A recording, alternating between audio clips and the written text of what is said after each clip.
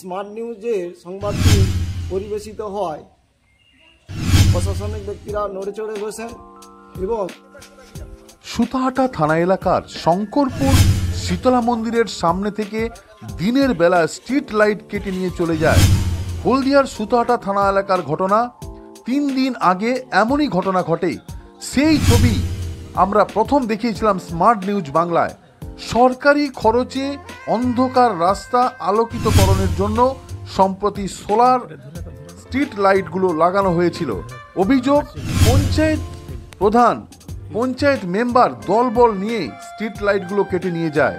Smart news Bangla এই ছবি প্রথম তুলে ধরেন। সেই ছবি প্রচারিত হওয়ার পর রীতিমতো অস্বস্তিতে পড়ে যায় পঞ্চায়েত মেম্বাররা, এমনকি বিডিও সাহেব। শেষ পর্যন্ত আবার শঙ্করপুর শীতলা মন্দিরের সামনে স্ট্রিট লাইটটি রবিবার সকালে লাগানো হয়। শঙ্করপুর শীতলা মন্দিরের সামনে স্ট্রিট লাইট দিনের বেলা কেটে নিয়ে চলে যায়। সেই ছবি প্রথম দেখিয়েছিল স্মার্ট নিউজ বাংলা এবং সেই দেখানোর পর আবার নড়ে চড়ে বসে প্রশাসন।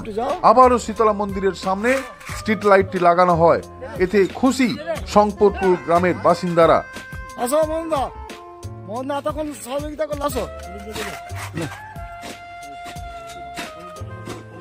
আচ্ছা, একটু কাছে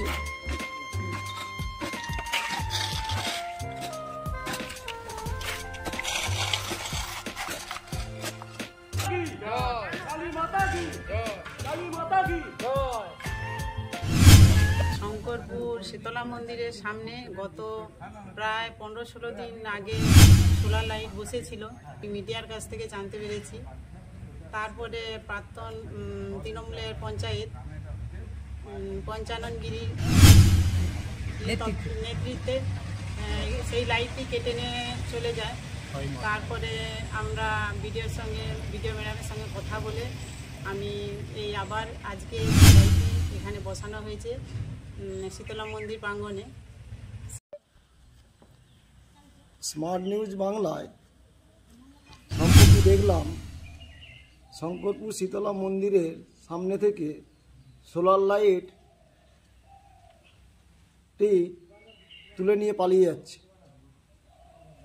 এই শঙ্করপুর গ্রামের প্রাক্তন সদস্য পঞ্চাননগিরি এবং তার লোকজন এই দুষ্কৃতিমূলক কাজটি করেছেন।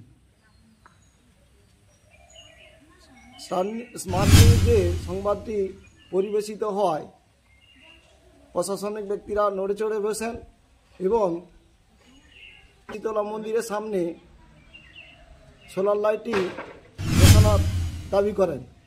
সেই মতো আজকে সোলার লাইটটি বসানো হয়েছে। এই জন্য আমরা স্মার্ট নিউজকে ধন্যবাদ জানাই। Smart news Bangla.